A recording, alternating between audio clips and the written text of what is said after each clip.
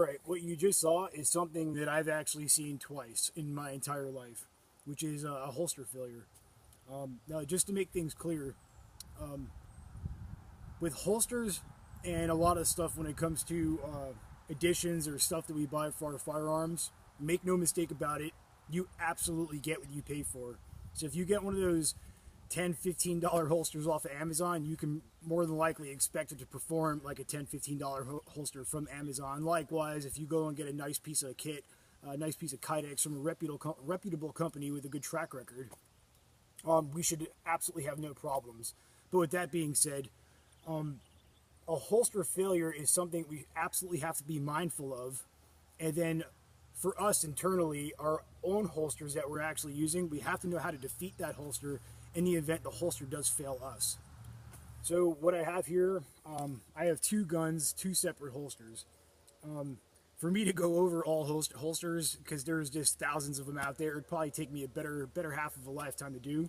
So what I'm going to do is I'm actually just going to, I have two guns, two holsters, and I'm going to talk about some of the methodology, the theory, the pros and cons, and then likewise, of course, the safety aspect that goes into how I make a decision of how I'm actually going to defeat that holster effectively, efficiently, and consistently. All right, so here we got a Glock 19, regular in the waistband holster. This is a setup I carry pretty regularly. So when we start looking about specifically how to defeat a holster if the holster failed us, if you ask a lot of people, at first thought, first glimpse, one thing they say is, let's just come over the top and sweep it off. Makes sense. When we work this handgun, whether we're loading, we have a stovepipe, if they're at a fire, we're working a double feed, whatever the case may be, we're always working the action on the slide. So it makes sense that on first impression, first thought, we always think to come right over the top. Makes sense. Now the problem lies, an outside stimulus just causes us to react and make a decision to go to this. Therefore, there's obviously some type of critical incident taking place. So if I were to draw this, identify that I still have a holster, whether I feel it or see it, and I make a decision to come over the top and I sweep this off, what's probably going to happen? I'm probably going to shoot myself in the hand. So that one right there, it doesn't fail the safety, or excuse me, it does fail the safety aspect of it. We're not going to do that.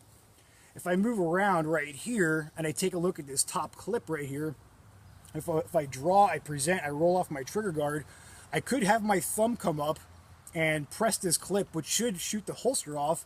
But the problem is with this clip right here, as you can see, it's pretty flimsy. It's supposed to move with your body. So that's not going to work because that's not repeatable. It's safe, but it's not repeatable. So if you come to the bottom of the handgun and we reverse our draw a little bit after we've cleared our cover garment and we start to come underneath, what does our hands do? Well, first, right where you clap your hands is generally a good spot to pick up your gun. So if we draw right here, our hands start to meet. What happens to our fingers? They always start rolling off the trigger guard into a full presentation. So if I come underneath the holster, this clip is way more rigid because it's bolted down in 3 places, as this one's bolted down in 2.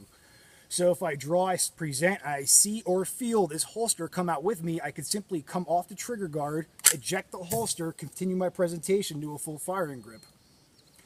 Now that theory right there, it meets the safety, I can consistently perform it, and 2, it's efficient.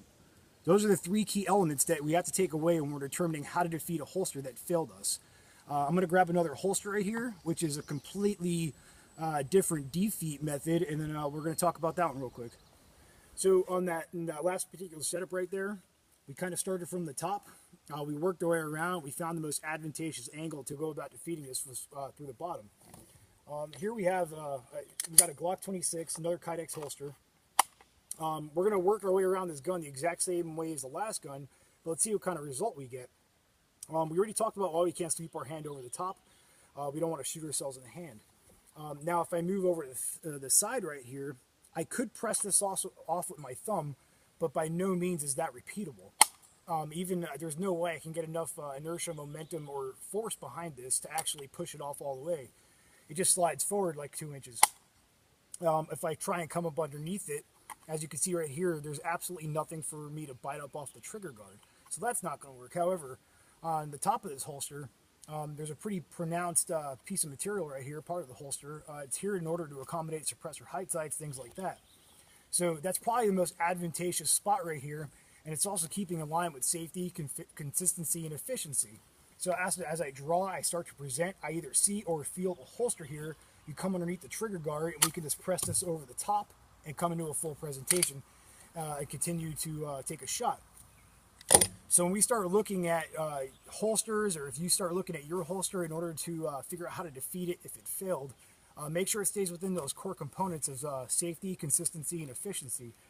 Lastly, don't just take this and go out to a range and do it live fire. This is something that we definitely want to put conscious thought into to make it a subconscious action. So practice this dry fire. And when we do dry fire, all those rules always apply. Make sure the ammunition is not in the same room as us. It's not near us, around us, in the vicinity of us, however you want to say it. Gun safe or pointed in a safe direction. We always take all those precautions. So until next time, stay safe, stay off those keyboards, quit being a keyboard warrior.